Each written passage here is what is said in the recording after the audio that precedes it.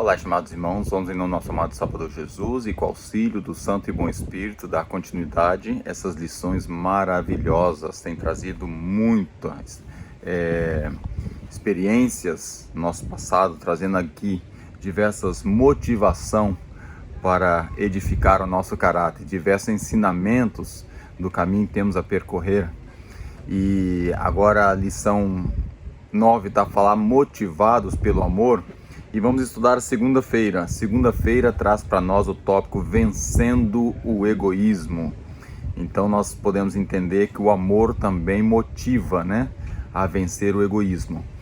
Nesse tópico, a pergunta A traz o seguinte inquérito: por que o conhecimento da verdade, aliado a uma capacidade apurada para expressá-la, é insuficiente para glorificar a Cristo? Então nós vemos aqui, nós temos conhecimento, temos capacidade para expressar esse conhecimento, mas para glorificar a Cristo, por que não é suficiente? Então o apóstolo Paulo diz: ainda que eu fale a língua dos homens e dos anjos, se não tiver amor, serei como o sino que ressoa ou como o prato que retine. Ainda que eu tenha o dom de profecia e saiba todos os mistérios e todo o conhecimento, e tenha uma fé capaz de mover montanhas, mas não tiver amor, nada serei. Ainda que eu dê aos pobres tudo o que possui e entregue o meu corpo para ser queimado, mas não tiver amor, nada disso me valerá. Então nós vemos aqui que o conhecimento mesmo o conhecimento junto com a capacidade não é o suficiente se a pessoa não tiver amor. Nós sabemos que o amor é o que rege o universo.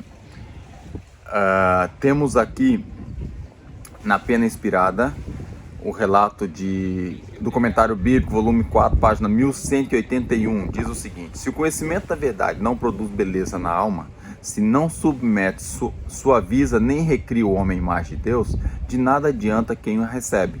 É como o bronze que soa e um sino que tine.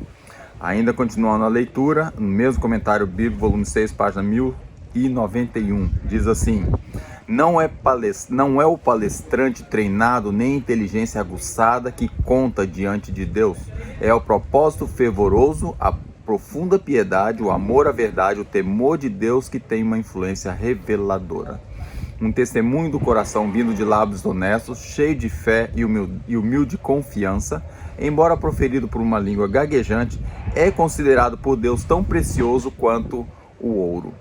Já o discurso inteligente e a oratória sagaz, aquele a quem se confiou grandes talentos, mas que está carente de veracidade, de propósito firme, de pureza, de altruísmo, são como o bronze que soa e um sino que tine.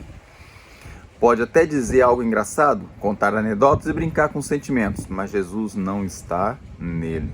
Tudo isso pode agradar a corações não santificados, mas Deus tem em suas mãos a balança que pesa as palavras, o espírito, a sinceridade, a devoção. E ele declara, Deus ou Jesus declara que a soma de tudo isso é mais leve que a vaidade. Veja a importância que há da sinceridade de coração, de tratar as coisas com seriedade e lembrar que estamos lidando com coisas sagradas e que tudo provém do Espírito Santo. Pergunta B: que advertência condena o uso egoísta das bênçãos de Deus? Malaquias 2:2: se o não ouvides, se não propuseres no vosso coração dar honra ao meu nome, diz o Senhor dos Exércitos, enviarei a maldição contra vós e amaldiçoarei as vossas bênçãos, e já as tenho amaldiçoado, porque vós não pondes isso no coração. Ainda Tiago 2:15 e 16 diz: e se o irmão ou irmã estiverem nus e tiveres falta de mantimento cotidiano, e algum de vós lhe disser, ide em paz, aquentai-vos e fartai-vos, e lhes não derdes as coisas necessárias para o corpo, que proveito virá daí? Então vemos que a atitude é importante, não só a intenção, que a intenção não é o suficiente. Então a advertência condena o uso egoísta das bênçãos. Deus te abençoa e você pega naquilo e usa só para o proveito próprio. É pecado.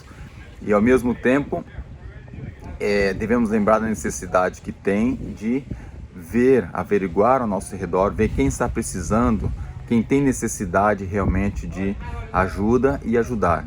Vamos ver a Pena Inspirada, Testemunho para a Igreja, volume 2, página 132. Diz assim: o egoísmo é o pecado mais tolerado, mas é o que mais nos separa de Deus e produz tantas desordens espirituais contagiosas.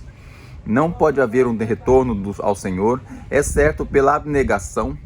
Nada podemos fazer de nós mesmos, mas pela força de Deus podemos viver para fazer o bem aos outros e assim evitar o mal do egoísmo.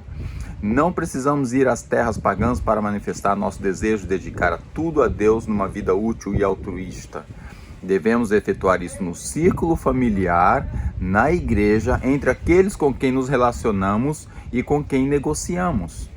Bem nos caminhos comuns da vida é onde devemos negar o eu e mantê-lo sob controle. Então nós vemos aqui a necessidade que temos de ter os nossos bens materiais, que é importante, pedir a Deus as bênçãos e trabalhar para que essas bênçãos venham até nós e Deus nos abençoa. A promessa do 100 vezes tanto para aqueles que querem fazer a vontade de Deus, mas por outro lado, tudo que nós recebemos pertence sempre a Deus. Por mais que nós devolvemos a Ele os dízimos, depois doamos as nossas ofertas, o que resta não é nosso, é de Deus. E nós temos que fazer a boa administração daquilo para as nossas necessidades, mas também para favorecer a outros que precisam.